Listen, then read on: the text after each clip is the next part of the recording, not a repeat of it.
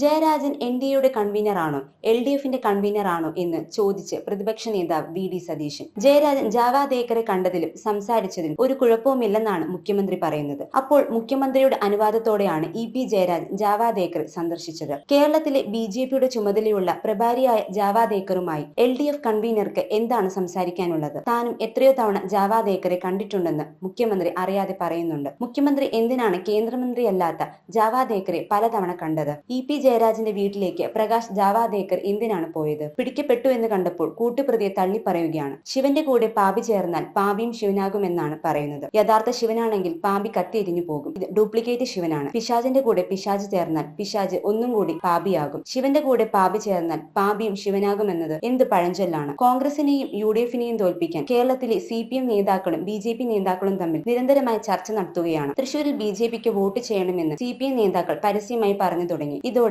CPM വോട്ടും കൂടി UDFന് കിട്ടുന്ന അവസ്ഥയാണ്. ആത്മാർത്ഥതയുള്ള ഒരു CPMകാരനും BJPക്ക് വോട്ട് ചെയ്യില്ല. CPM-BJP ബന്ധം ഇപ്പോൾ മറനീക്കി പുറത്തു വരികയാണ്. തെരഞ്ഞെടുപ്പിന് മുമ്പ് തന്നെ പ്രതിപക്ഷം BJP-CPM അവിഹിത ബന്ധത്തെക്കുറിച്ച് സംസാരിച്ചിരുന്നു. പ്രതിപക്ഷം പറഞ്ഞ വാക്കുകൾക്ക് അടിവരയിടുന്നതാണ് ഇപ്പോൾ നടന്ന സംഭവങ്ങൾ. കൂട്ടുപ്രതിയെ തള്ളിപ്പറഞ്ഞ് ഒന്നാം പ്രതിയായ മുഖ്യമന്ത്രിയെ രക്ഷപ്പെടുത്താൻ ശ്രമിക്കുകയാണ്. എന്തിനാണ് ജാവാദേക്കറുടെ വീട്ടിലേക്ക് ഇ.പി. ജയരാജൻ പോയതെന്ന് ഇപ്പോഴും CPM പറയുന്നില്ല. ജാവാദേക്കറുമായി മുഖ്യമന്ത്രിയും LDF കൺവീനറും എന്താണ് സംസാരിച്ചതെന്നാണ് UDFന്റെ ചോദ്യം.